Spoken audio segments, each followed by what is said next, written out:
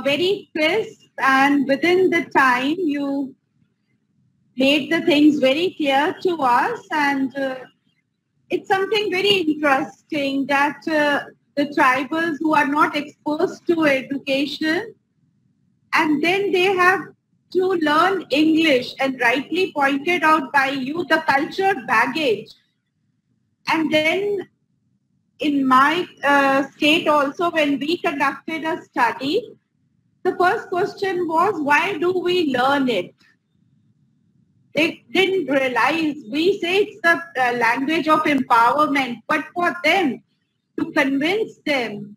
And then the school dropout rate is so much that at the end of the day, they lose interest in studies also, and especially in case of girls.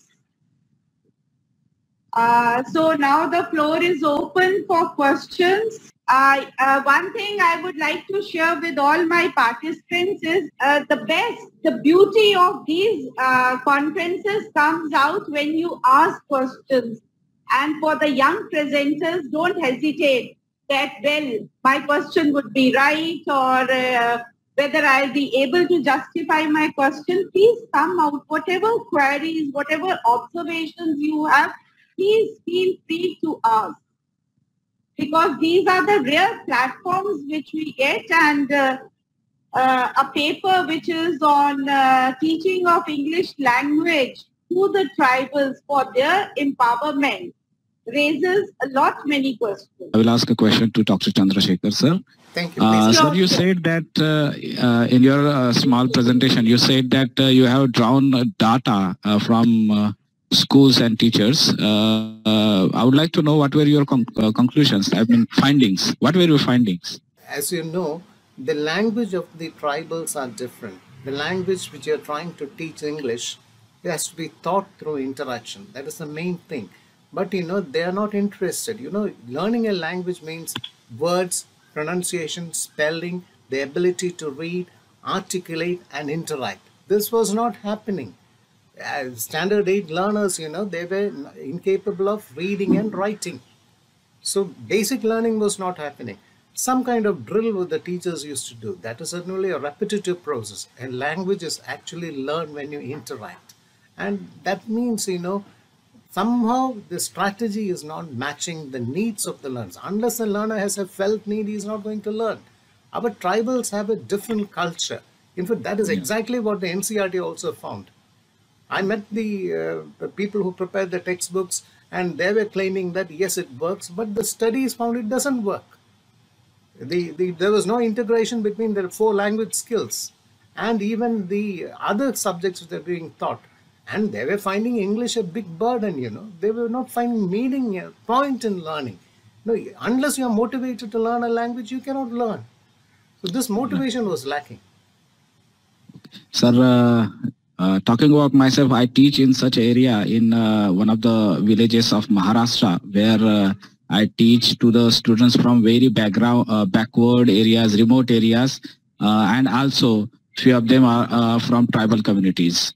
Sir, I would like to ask you a second question. What could be the best method of teaching English to the tribal students or to the students from backward areas, remote areas? I'm happy you asked this question.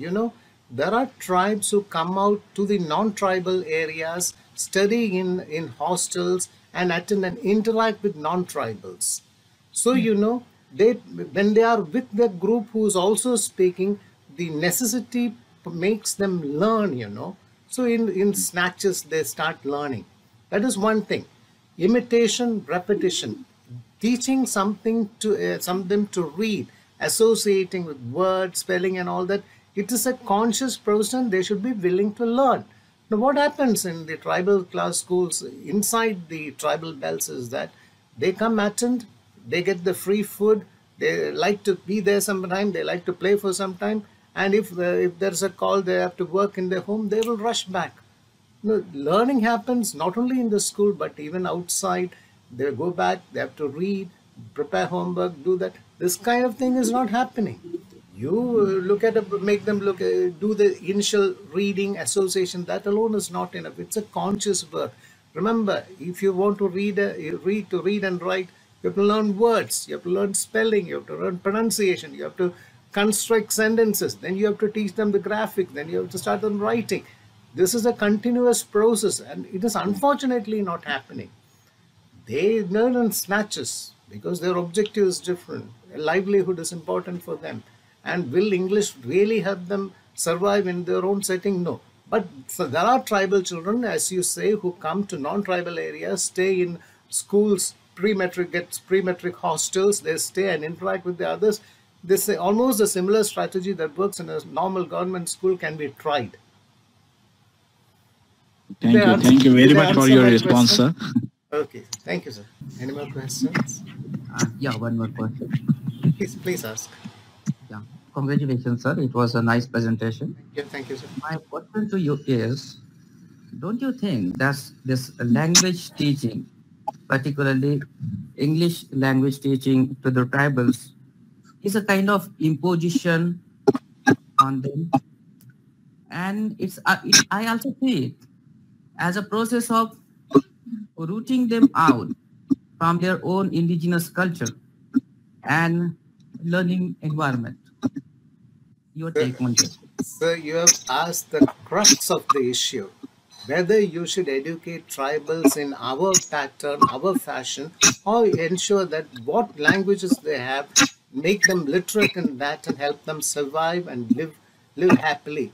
Now, these are days, unfortunately, these are days where the internet, the smartphone, I've been to tribal villages. I was shocked to see they were living in concrete houses with cable TV facility. And what our assumption of tribals is that they live in huts away from it. But they are getting constantly interacted with the regular society. And the people who cheat them, they buy produce, sell it at a lower price. They still make the men drink liquor, and which means fleecing money out of them, creating problems in it. So sensitizing them to all these aspects, and for which basic knowledge of English is going to help them. You give them a false product and sell them. If the fellow knows to read and write in English, he knows I'm being cheated, because there are many who cheat the tribals and make their lives miserable. So the basic skills you have to teach them. Even if they want to integrate with our community, that is essential. But then they can also maintain their distance. I'm not asking you to completely transform them, but let them lead it. Now let us look at the COVID situation, for example. They should learn about health, about washing hands, how it is spread. If you just ignore them and you say, okay, it's your culture, you don't want to mix, means you are not fulfilling your duty as a citizen. They are also part of our population. They are Indians. It is your duty to take care of them. They should know what is if it's a democratic setup in a country, you must teach them democratic principles. So there are so many things involved. And if you simply say, let us not, then they will be like the tribals in the Andamans who have never interacted with people outside. No, you live in a society where you're going to interact with people outside. So you must give them the basic, essential education, literacy, so that they can live happily, but not be exploited. Did I make myself clear, sir? Or did I confuse you? Still, I see some problem areas there. The thing is, I don't think that means English can really make them really free from their exploitation. Exploitation happens in every part of society, actually, with every community. So that's a kind of setup that we live in. English particularly, because since it's a foreign language for them, and it's a completely a different sort of thing for them. So in that different setup, their natural instincts, their natural learning potential is not explored fully. And English serves as a commercial or way of communication with other people. That's it. It has its own limitation. Yes, I would like to ask you another question. Think you are which state are you from, sir? And what is your mother tongue? Sir, which state?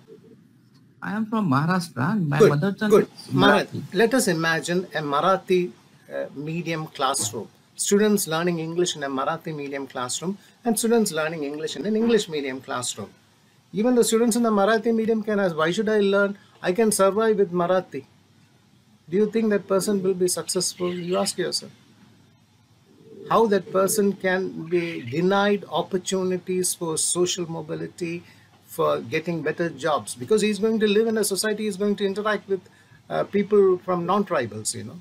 So you deny them English, you're denying them higher education. Higher education is in English. So the primary level, okay. Do you want them to live as it is? If they could have tribals who can become smart. You have seen sportsmen who excel, tribals, you know. And there are other, in our own state, a person has become an IAS officer recently, a tribal, an IAS officer.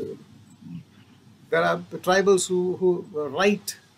We have just listened to tribal people. Even in this seminar, we have seen people who can write literary works. So if you teach them, they can. But I'm not asking you to complete it. Yeah, I'm against that concept, honestly. But then the basic education you have to give. And English is a global language, a language of empowerment. One of the essential components it is, if we really want them to be empowered. Because English is not now confined only in the educational sector only. You watch the serials, you watch the media, it's more of a English, the words from English entering into our language. So how do we bring them at par with others if we deny them English? That's the larger question. Yeah. Can I add one more thing, madam? Sure. You look at the three language formula. Do you think Hindi is spoken in South India, Kerala, Tamil Nadu, Andhra Pradesh, Karnataka? Do you think Hindi is spoken? And what is the language you use for as a lingua franca? It is English. It is not Hindi. So English has a place, at least in South India. For the tribals in South India, English has a major, it's a major language for them. And let me, sir, share with you one more thing. We conducted a study, and in the survey, there was one question. And many of the young students whom we interviewed, they were the undergraduate students. They were going to these English learning institutions. So when we asked them why, that was just to have that sense of confidence to come out of the inferiority complex. They said at the end of the day, if we learn 10 words which are in common use every day, well, that gives them the confidence that they can converse in their own language. Absolutely. So that is the role which English plays. We cannot deny it. And English no more, I feel, is the language of the Europeans, or it comes from West. English now is our language. Look at our writers, the way they are writing. They are bringing that the Indian culture baggage into the English language. So no more it's a colonial language. Any more questions? Hello. Yes, I'm completely agree with Dr. Chandrasekharan because if you want to bring the tribal community out of their predicament, if you want to bring them into the mainstream, you will have to provide them at least basic education. And English is a window. English is like a window to the world and the progress. Unless and until you do not give them basic education, the exploitation of the tribals, they will be more exploited, I think, if you do not provide them basic education. And providing English education is a better way of making them more and more aware about their own predicament. Yes. Very, very nice presentation, sir. Thank you. Thank you very much. Thank you. Thank you, sir.